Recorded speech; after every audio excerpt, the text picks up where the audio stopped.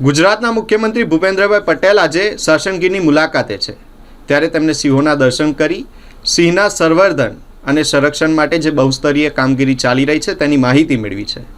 સાથે તેઓએ વનકર્મીઓને પણ પ્રોત્સાહિત કર્યા. મુખ્યમંત્રી ભૂપેન્દ્રભાઈ પટેલ આજે વહેલી સવારે સાસણ ગીર ખાતે જંગલ સફારીનો આનંદ માણ્યો. ગીર સફારી દરમિયાન તેમને નિર્ભય અને મુક્તપણે વિહરતા સિંહ સહિતના વન્યજીવોના દર્શન કર્યા, જેને લઈને મુખ્યમંત્રી શ્રી આનંદિત થયા હતા. મુખ્યમંત્રીશ્રીએ ગીર સફારી દરમિયાન કેરંભા થાણા વિસ્તારની મુલાકાત લીધી, જ્યાં તેમણે બે અલગ અલગ વિસ્તારમાં સિંહોને નિહાળ્યા હતા.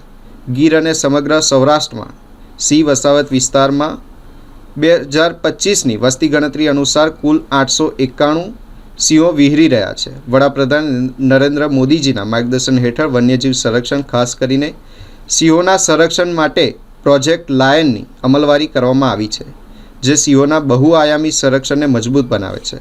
હાલમાં ગીર સફારી પાર્ક અને સંલગ્ન વિસ્તારમાં પ્રવાસીઓ માટે જંગલ મુલાકાત અને વન્યજીવ દર્શનના કુલ 13 રૂટ કાર્યરત છે. વડાપ્રધાન નરેન્દ્ર મોદીજીની 3 માર્ચ વાઇલ્ડ લાઇફ ડેની ઉજવણી અંતર્ગત ગીરની મુલાકાત બાદ પ્રવાસીઓમાં નોંધપાત્ર વધારો થયો છે, જેના કારણે સ્થાનિક સ્તરે રોજગારીની તકો પણ વધી છે. મુખ્યમંત્રીશ્રીને સાસણના નાયબ વન સંરક્ષણ શ્રી પ્રશાંત તોમરે વન વિભાગ દ્વારા સિંહ અને અન્ય વન્યજીવોના સંરક્ષણ માટે ચાલી રહેલી કામગીરીની વિગતવાર માહિતી આપી હતી.